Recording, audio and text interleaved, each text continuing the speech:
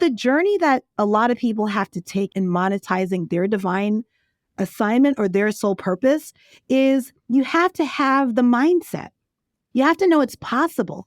You have to be able to understand the abundance that you have available to you when you want to be in full alignment with who you are and your creator. I say, like, from the manufacturer, we come with our sole purpose, our bodies, and our intuition as our buddy along the way. It's like, it's part of the wrapping. When you take us out the wrapper, this is what we get.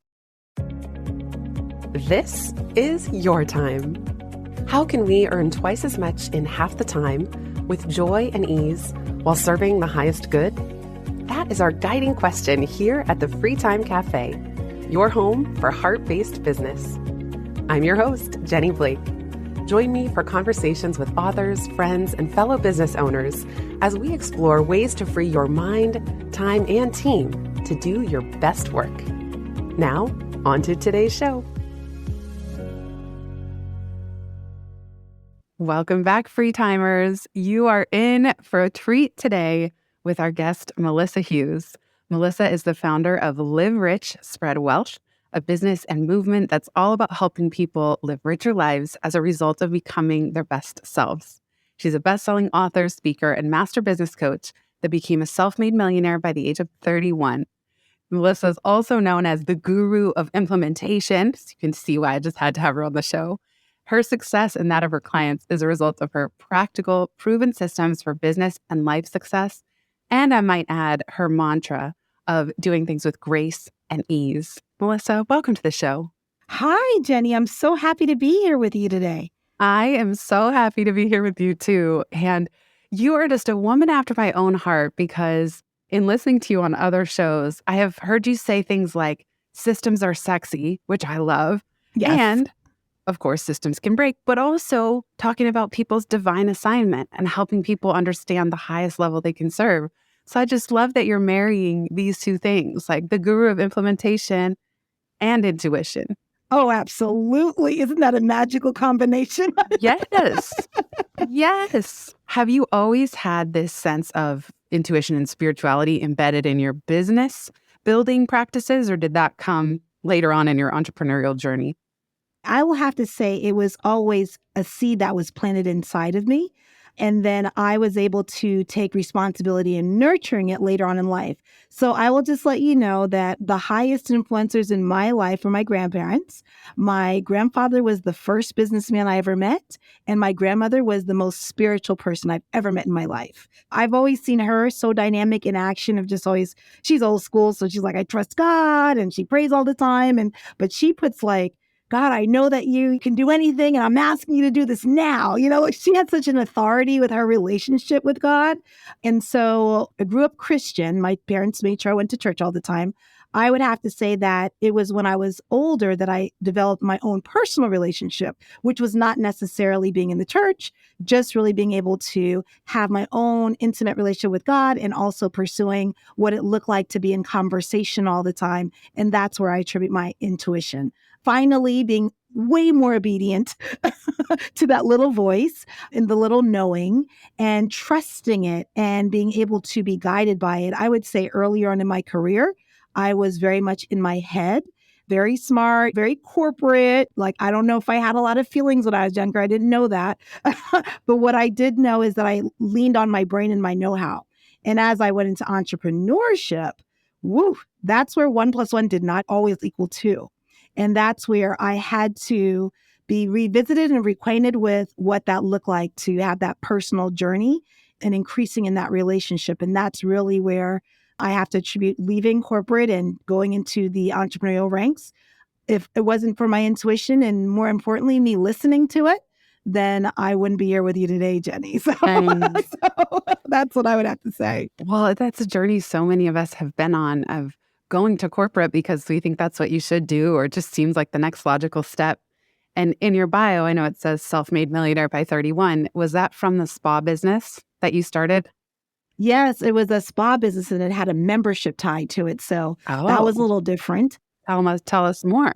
I had this idea, like men always had like well, for the most part, back then, mostly men went to the golf courses. I'm not saying it's not like that now, but the golf club or the old boys club, those were in full effect. And it's like, well, where do the ladies go? Like, where do we go when there's the Rose Bowl or the Super Bowl? What can we do to celebrate in our own way? How can we pamper ourselves? How can we bring women together and just celebrate each other? And also, where do we go to just let our hair down and recharge? And so the membership was created to support women in being able to carve out time consistently. You know, when they joined as a member, they get their own robe with their monogram on it, their own shoes. They had a 500 credit to give to like, oh, my mom's coming into town. She's coming to the spa. Take care of her. So it's just really building relationships, I believe, and in the spirit of self-care and really making sure that they carved out time for their own rejuvenation and they could party with us too, because at the spa parties, we'd have the wine and the cheese, we'd have the pet manicures and pedicures, and they were great souls. You know, more importantly, I believe that the spa experience allowed me to create a safe place for phenomenal women to get together and just let their hair down and really be in like fellowship while they pampered themselves.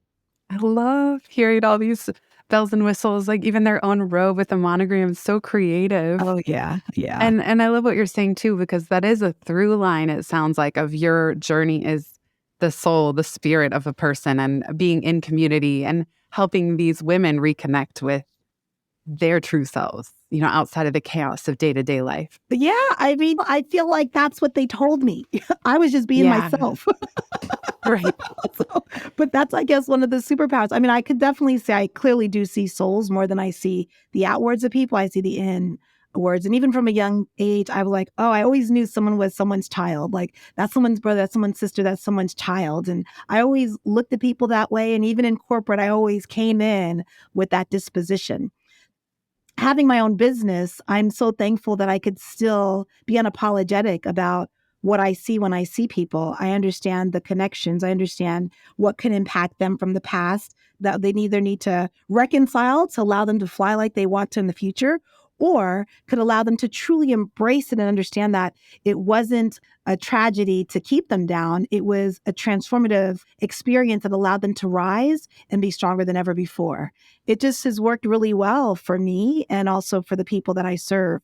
With the spa business, brick and mortar and having a team and a staff is not for the faint of heart. I think now you've shifted, Oh, totally. no longer have a brick and mortar business, but at Absolutely. that time, that's so complex. So tell us a little bit of just how long you ran the spa business and how did you know, what was that intuitive whisper or shout that it was time to shift out of that? And how did you exit? Did you just close it down? Did you sell it? I'd just be so curious to know your journey with that type of business building. Oh, that was definitely a journey and really was an input to how I created another business and this business that I have now that I've had for about 20 years or so. When I did the spa, I actually was moving into a new state. When I was moving, part of the draw was that there was going to be a spa. I was like, oh, sign me up. I had already envisioned myself there after work and things of that nature. But then as I moved in, they were like, oh, they pulled out. And I was like, oh, we still have to have a spa. So I took the initiative to step up and build the spa from scratch. I picked the building, bought the building, worked with the architects, all that. It was a great experience. And the whole thing was to really serve people in that way. Yes, I remembered when I was, first of all, spa has a lot of towels. Because there's a That salon is and so spa. funny. A lot of laundry. You're really running a laundromat. Oh, yeah, totally. So, but when I first started it, I didn't get the laundromat into the building yet. I was doing it. And actually, in my spa, I did everything except provide services. So I was the housekeeper, I was the supervisor, I was all the things. I just remembered washing these towels all night long. I was tired and sometimes exhausted, but I felt so good because I'd left corporate America and I knew that this effort, my effort, would be a direct result of what I see as far as the productivity in my business, that it would rise and fall with me. It was a big responsibility, but it really charged me. And just to know that I was here to support people and making a difference. At the spa, we were in a really, for the most part, a wealthy neighborhood. It was great to be able to come alongside women that were maybe dealing with cancer or dealing with things that we everyday people deal with, ups and downs in life, and to really have that safe place for them. So I did need team. I hired team, and it was interesting because I initially didn't know how to hire a team. So I learned it. I'm a thorough learner. I will tell your listeners, I'm outing myself. I'm totally a thorough learner in that I wanted to hire people to give them a chance. And I was really no really great clear boundaries when I first started hiring. And then I learned really fast and I had to rehire, but I had clarity as to who needed to be there and who can serve my clients in the best way. Like, let's not have them waiting for an hour to get services, ladies. Like, we're really more about them than us. I had to create that culture and I did. So I did learn that part. Then I actually would work myself out of jobs. So the first job I worked myself out of was bringing the laundromat and everything to the spa. Then I worked myself out of all the cleaning. Then I worked myself out of the receptionist role. And then I worked myself out of the supervisor role until I was no longer had a presence in the spa. And real quick, was any piece of that psychologically challenging? Like, but I can't let go of this, or if I let go of that, it's going to fall apart, because not all business owners have an easy time working themselves out of every one of their jobs. Well, I guess I may be like, I don't know if I'm lazy or what, but I was very goal oriented. And I was like, it allowed me to motivate myself because I'd say, okay, like, who wants to do laundry all the time if you don't have to? So that's, I can Oh, for delegate that. sure. That's a good one to get rid of. That was like the first, second one. And, I would say, well, how much money do I need to be making? And I'd give myself, I need to trend that for 90 days solid to hire someone into those kind of roles. The actual providers, that was a no-brainer. I fully staffed it immediately. But as far as the overhead, I would say, well, how much money does my spa need to be bringing in on a month-to-month basis in order to justify working myself out of that job? So it motivated me. It's kind of where my revenue goals came from a lot too, because this was actually my first brick and mortar business. I did that.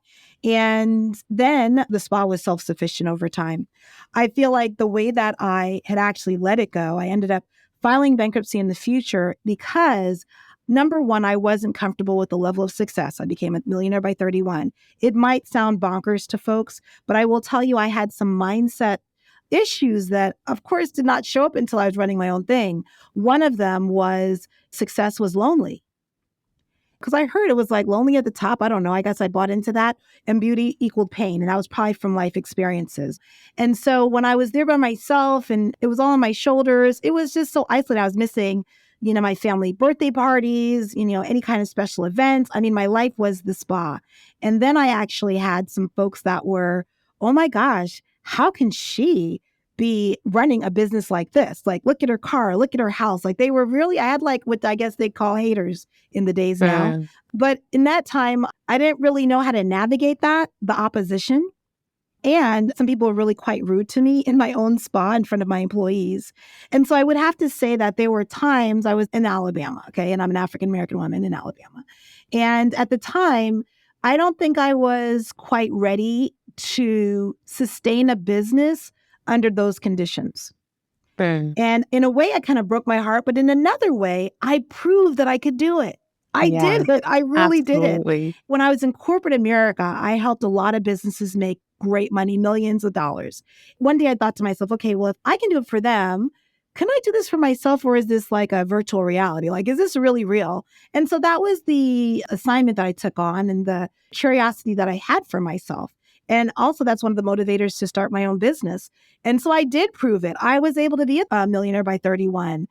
And that was worthy of being able to embrace. And I will have to say, I did not embrace that fact until I want to say a good 5 to 7 years afterwards, because I was actually with my colleagues in a different environment. And I was like, yeah, that's what happened to me. And they're like, what?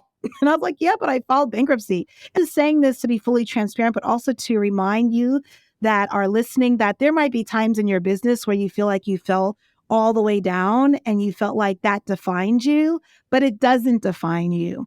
It is an experience, and it's what you do with the experience. I rose again. I had so much clarity as to, I don't want to be tied to a brick and mortar anymore. I want to have freedom to be wherever I want to. I want to have freedom in how I spend time, who my clients are, who they're not, who I want to create life and love with, who I don't want to create life and love with. So it brought me so many gifts that then catapulted me to a future, to a life now that I barely recognize was even possible on the day that I closed the doors at the spa. And I was able to sell it, but I had to also file bankruptcy for myself.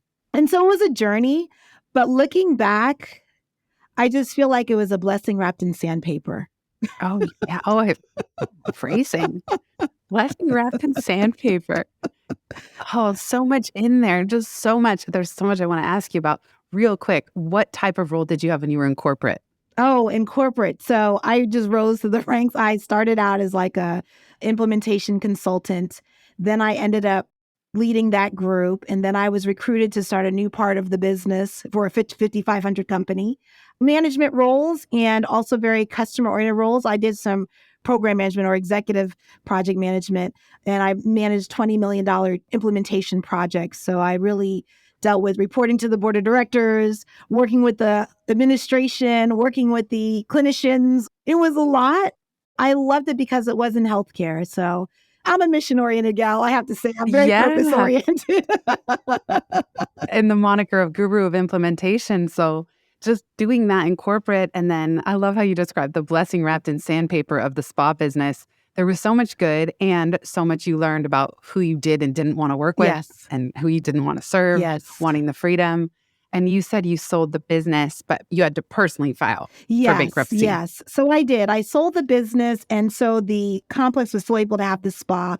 But I took some losses there because when I decided, let me tell you something, I wanted to still be in integrity. And that kind of, it hit me. But in the overall scheme of life, I feel great because I was able to sleep at night. So as I mentioned, I had memberships. Memberships were annual enrollment. And so when I decided that I did not see a future in doing this based on just not wanting to be in the climate, I refused to re-enroll members. And when you do that as a business, that's not a smart idea. That's what caused me because I did not want to leave anyone high and dry and I didn't want people to pay me money knowing that I wasn't going to perpetuate it.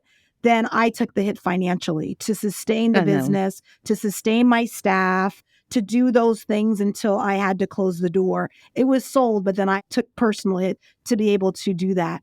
But I will say that overall, the losses were not the losses. Yes, at the time, it was probably perceived as not a good idea, but I just intuitively knew that my assignment here was complete and I was ready for the Yes. next assignment.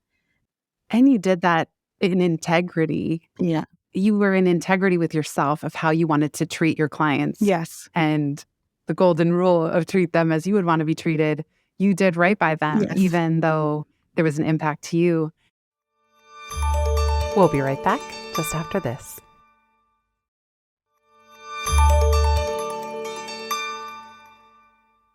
So I love how you're describing you're ready for your next assignment. And I've heard you talk about each of us have a divine assignment. Yes.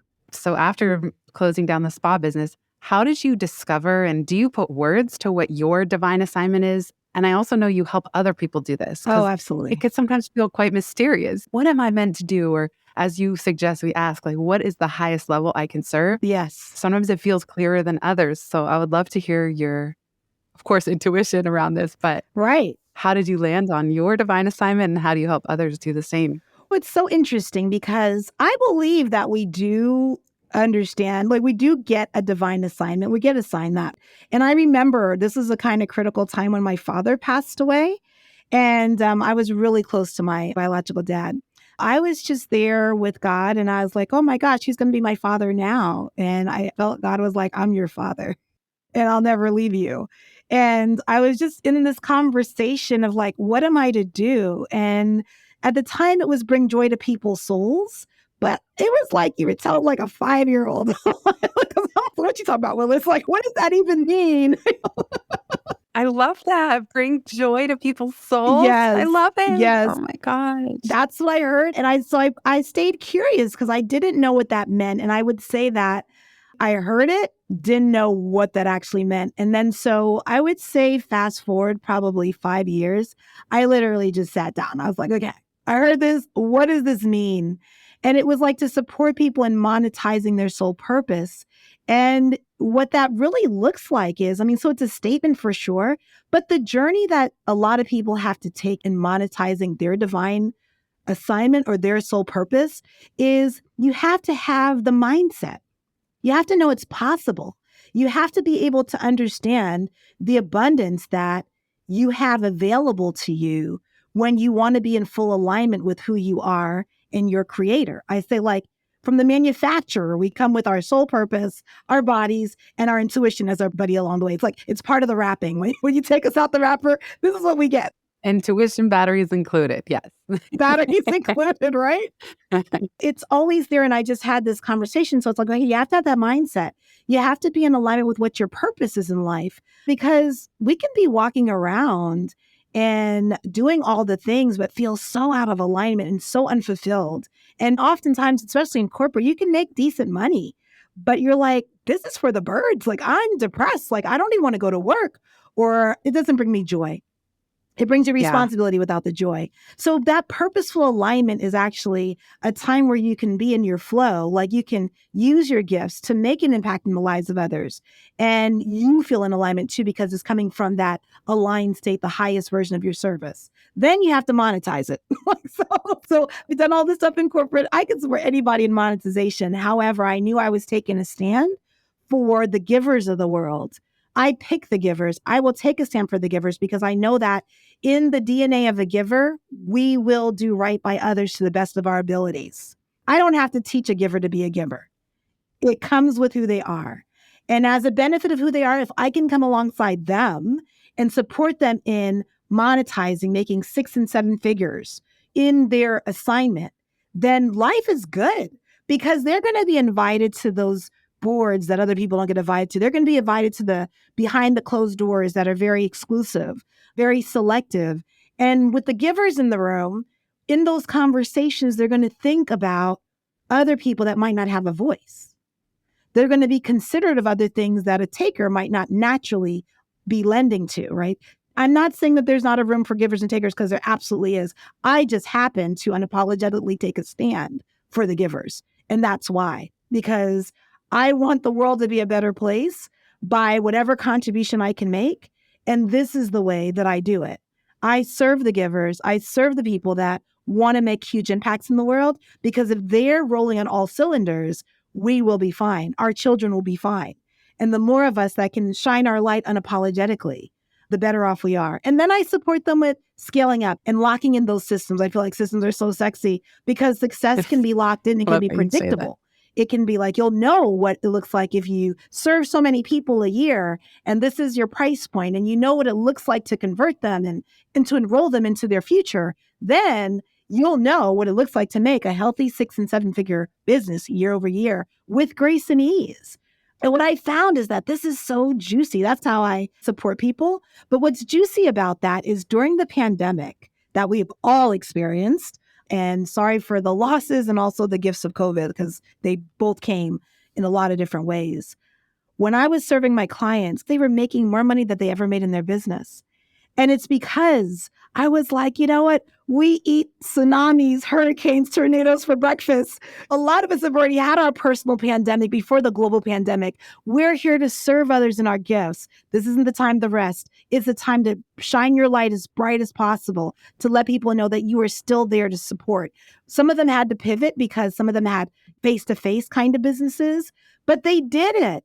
And they were able to make more money than ever before. They were empowered, they were in alignment, and they were making huge impacts. If relationships were rocky before the pandemic, oh, best believe that pandemic did not make it any better for some of us. If someone was questioning their life and their purpose before the pandemic, oh, best believe they had time and opportunity Right. to really ask the questions and potentially listen to the answers. If entrepreneurs were struggling during that time, and if they were impact driven, I was easily able to come alongside them and show them, shift their mindset, understand their purpose, their why, and to stand in their business more than ever. So that's the beauty of it. It is recession proof when you're looking to stay on top of your assignment and serve in a powerful way. There's also such a theme that I know is throughout your work of living in surrender. Yes, And during something like a pandemic, none of us could predict what was going to happen. absolutely. You have to surrender. And yet, in the business world, it's so oriented around specific goals and metrics and even sexy systems, which I Yes, love too. How yes. do you balance living in surrender as a business owner and a mentor to others while still blending? Do you have specific goals, or do you just literally throw your hands up and you say, like, take me where you will? Like, that will be my own. I will say I have both because as a CEO of my company, I am responsible for the business and I make goals. I make sure that the team is in alignment. However, we're clear about our financial goals. We don't get paid unless we're making a difference in the world. So I have found that if I'm stuck at my computer and I'm not sharing anything and I'm not being visible, if I'm not providing that value and allowing people to know that I'm here to serve them, then the revenue will not come. It's the charter that I have, what I call God being the boss of all bosses. That's my boss. Okay. So I have a business to serve and make a positive impact in the world. And if I'm not doing that, I will not see seven figures. So if I am doing that, and if I have a team, our culture, we're all givers from all over the world. So we align our mission and we show up in that way. Our numbers represent the impact that we're making. They're not numbers just for numbers' sake, which gives it more meaning. And when we go and we rise above our numbers, that means we did it. We were exceptional in really supporting others and making their dreams come through, in supporting them and discovering what their sole purpose is and what it looked like for them to monetize and be that gift that they are to the world. So when it comes to intuition, I would have to say that after the opening up of the world, when it opened back up, I probably was more having to lean into my intuition because the charge was not as critical. I mean, it always is critical, but as far as the pressure that I felt to truly to stand in the gap of all this tragedy and trauma, I'm very empathic and I feel that stuff. And so what I would say was an amazing gift for myself before the pandemic even arrived is I try to discover mantras and affirmations that will really support me. And before the pandemic occurred, I told myself, I said, okay, I'm awful at asking for help. I'm not good at it. And if I even know now that I need help, I'm awful at like having the right words. So my affirmation was, I'm supported above and beyond whatever I can imagine. And then the pandemic hit. And I'm so Oh, thankful I gosh. had that affirmation because that saved my butt. I will tell you what, it saved my hiney, I will say, because I'm here and I'm serving what I call giants every day. That's who I call my clients. They're the giants. Some of them are sleepy giants. Some of them are standing in their giantness, but they are giants for sure. I take that responsibility pretty high. So the health pandemic, I got it. Financial pandemic, I got it. The racial pandemic almost took me out. I just kept on seeing this man on the ground and asking for his mom and taking his last breath. That pierced me in a way that I didn't expect to that significant level because obviously, if those don't know, this has been happening for a long time. But in that moment, on top of that was like the 3-punch knockout for me. And so I had to go ahead and make sure I got my counseling, I got my functional medicine doctor, like whatever I needed to still rise above the fray. I made the investments to do that because I care about my clients so much. And I really tell people, and I take a stand to give from your overflow. So when I'm checking in and my flow is not overflowing, I'm like, what does it need to look like for me to stay in overflow so I can be in true alignment to serve my clients in the best way? And when I ask these questions, no matter what the situation, the answer does reveal itself. And I find that even when I don't get uber stressful, but when I see that it's a possibility that I can, I'm like, all right, God, look, this is what I need to know. I'm going to sleep. And in the morning, I get the answer. So I just have that trust in my intuition. I have a trust in that limitless possibilities. I stay curious and I know that I don't know everything and I haven't been exposed to everything. But there's a lot of possibilities on how to resolve situations and how to see things through. And I have to say that my intuition has been a great guide. And as a result, I've been able to develop a relationship so I can be in communication and I do listen and I'm guided in a way that allows me to be like, yes, this is good. And as a result, my life is better than I ever imagined it to be. So I'm very thankful that I have been able to do that. And I share with my clients what it needs to look like for them. I'm pretty practical. So I've been a successful businesswoman for a long time. Yeah. And while I do know that there's already an industry that they kind of call woo woo, I can say I'm not woo woo. I'm pretty practical. However, the facts are the facts. And my experience is my experience. And I feel like to cut yourself off from your intuition, to not feel, to not honor yourself and all that you are created with It's a disservice not only for us as individuals, but also for our families, our communities, and yes, even our clients. We'll be right back just after this.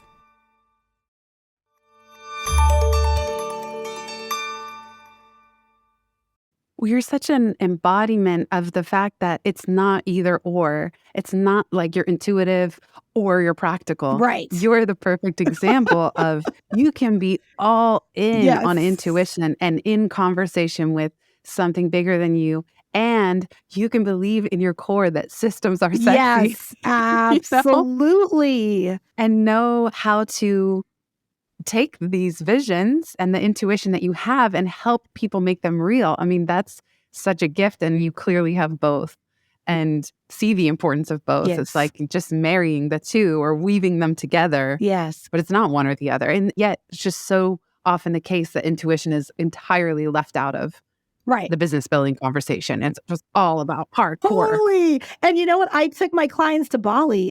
I had a retreat that was how to leverage intuition in your business and in your life. And it was like game changer. Obviously, it was a beautiful environment, but I curate the countries based on what I want to teach. And when I went to Bali for the first time, I was like, yeah, there's some spirituality going on here. There's a vibe here. Such a vibe. Such a vibe. Can't not be joyful and intuitive when you're in there. It's impossible. Whether you share their origin, religion or not, I have not seen so many grateful people in my life. Like just the authenticity and the feeling. I feel the gratitude in there. I feel it. And the more I talk to the people, I was like, yeah, like this is a real deal. I don't share their religion, but I do share their spirituality in the likeness of it's bigger than us and it's good. And so I love that part about just being in the world. What would you say, or what do you say to clients who say, I'm not good with systems? Because I hear that a lot. Oh, yeah. So what do you say to someone that just thinks they're not skilled in that area? Does that also batteries included? No, those don't come with batteries included. Batteries are not included. Sorry. but you know what? I've heard it all. Like I hear, oh, systems are so constraining, especially the folks that I serve that are creatives. They're like, systems, wow, what's that? It's like a bad taste in your mouth. I would say first and foremost, it is not systems for system's sake. Okay. Like let's just be uber clear. It's not systems for system's sake. It's only the systems that support your values and support what you're trying to do. And so what I would say when it comes to systems is like, first of all, look at what really is important to you.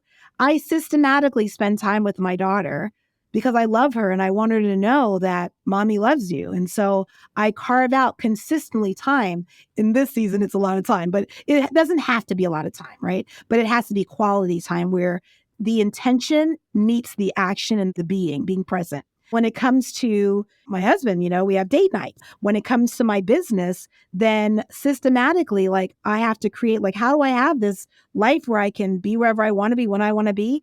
That was systems. That was an intentionality. How do I work out on a regular basis? I call it, like when I carve out the time on my calendar, I put names on it so I understand, well, why do I have this system? So when I work out, I'm not working out. I'm snatching my sexy back. That's what I'm doing. That's why that's carved out. That's why it's on my calendar. So much more motivating. So much more motivating. Okay. And for those creatives, if they're like, I don't even vibe if I cannot have my creative time. Well, block out if you need 3 hours every Wednesday from 2 to 5. Then no matter what's going on in the world, you know that that's your time. That is non-negotiable creation, you know what I mean, for yourself. That might be your healing place. That might be your magical space. That might be how you lock into the next wave of serving humanity. Systems are not just to be there. They are serving a purpose. It works for you, not against you at all times. And if you have systems in your business or your life that's breaking, you get to re-examine it and say, okay, that's no longer working. What works now? I will say just prime example from a life perspective as a mom.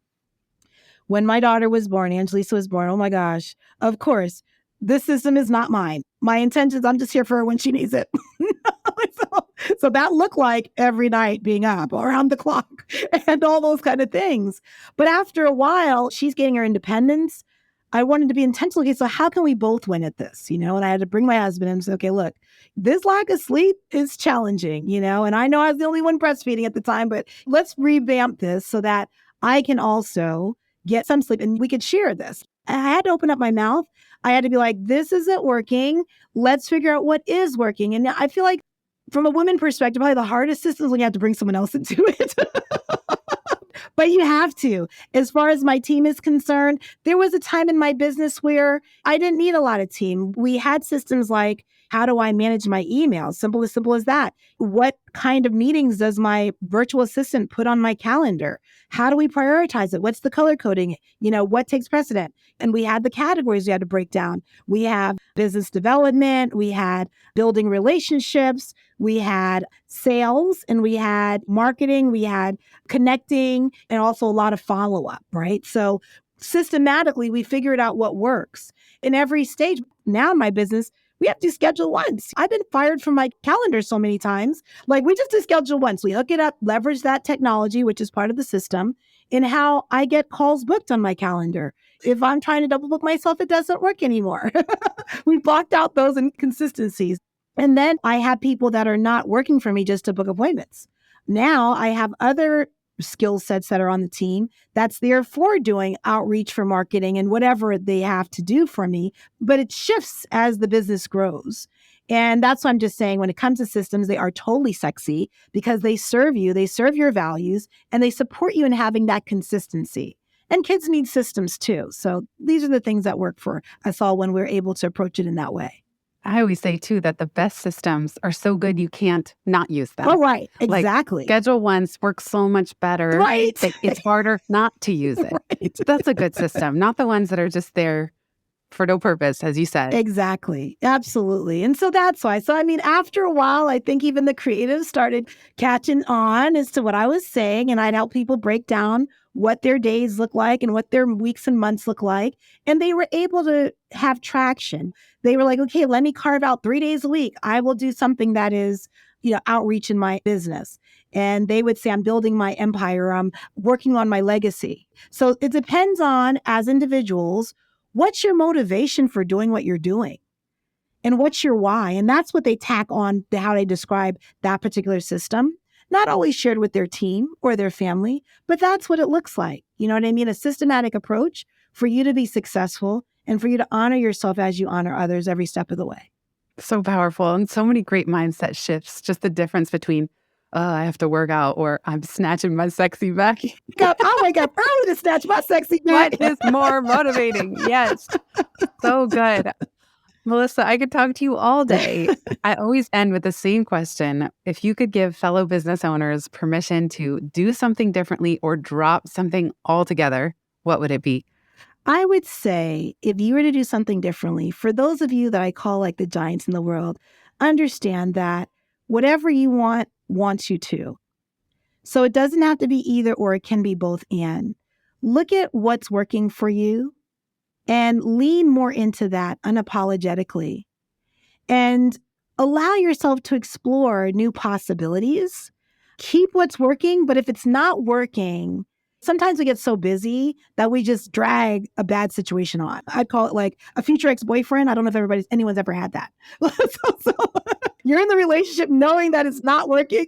A future ex-boyfriend. That's funny. That's so good. So you might have a future ex-boyfriend in your life. It might be in the form of a client. It might be in the form of team. It might be in the form of relationships that are just not serving your soul. And that's a distinction. There are relationships that might challenge you and stretch you. And it's like, well, what can I do to do my part? And when you do your part, then you know that whether the relationship stays with you or doesn't stay with you, you've risen to the occasion and then you're crystal clear. This doesn't work, or you're crystal clear. We won this. But there are other situations where it's not worth all that, ladies. Come on now. Like, it's not working. You've had enough evidence. Let it go. It might be the resemblance of a future ex-boyfriend. So let it go and be at peace with it, and know that if it doesn't work for you, that there is certainly going to be something that will work for you, so that it can be done in grace and ease, or as Jenny puts it, grace and joy. I love it. You got so many permission slips for us. You hereby have my permission to write us a whole book. These are An Another book, right? These are so good. Yeah, exactly. Another book, just a book of permission slips. Because these are good. I'm like, oh, what else? I hereby accept them all. I love all of these many smaller divine assignments to serve the bigger one.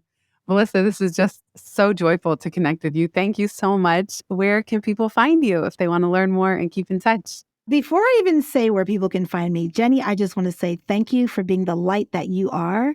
Thank you for having this amazing community to really pour into others. I just always want to acknowledge the giants that are standing in their own light and are having their own platforms. Your heart is big and you are a love ball, really, to tell you the truth. You really So are. sweet. And Oh, I just want to acknowledge you because thank it's not you. always easy to be consistent in your level of service. And the fact that you take a stand, you are systematic on how you find who you feel like will serve your community. That takes work and effort. So I just want to say thank you, Jenny. It's been an honor being here with you. And I I really really appreciate want to that. thank the listeners for being with us today and sharing in this conversation. For those that are looking to find me, I would say that I'm definitely on social media. On Instagram, and I am Melissa Hughes. You can find me on most places like that. And if you do reach out to me on social media, I want to hear you. I want to say, I was with Free Time with Jenny Blake. I want to hear where you found me, and I want to be able to celebrate you. And then if you want to learn more, I'm a founder of a movement called Live Rich, Spread Wealth. If you want to learn more about that or even listen to or look at the documentary, there's a documentary available on liverichspreadwealth.com. Check that out. And lastly, if you were ever one of the giants that are looking to be served to monetize your soul purpose, or you want to join the School for Giants, you can inquire more about that on melissahughes.com. Amazing. Thank you so much for the kind words and talk about a ball of light and love. That's you as well. And I so appreciate the acknowledgement. I'm so grateful that you spent your time here with us and wishing you all a beautiful rest of the day. You Thank you too. so much, Melissa. Thank you, Jenny. Thanks, everybody, for listening. If you've listened this far, you get a gold star. Thank you. Word of mouth is the most joyful way we can grow this show, and it helps us land interviews with the luminaries and insightful guests that you would most love to hear from. Please send this episode to a friend who might find it helpful. And for show notes and related links from this episode, visit itsfreetime.com. While you're there, make sure you're subscribed to the Time Well Spent newsletter. You'll get instant access to my tech toolkit, a continually updated list of all the software I use, along with the total monthly spend to run my business, where no one works full-time, even me. Visit itsfreetime.com/join. Remember, you are running the show. It's time for radical reimagining, and everything is up for grabs. Let it be easy, let it be fun, and build with love.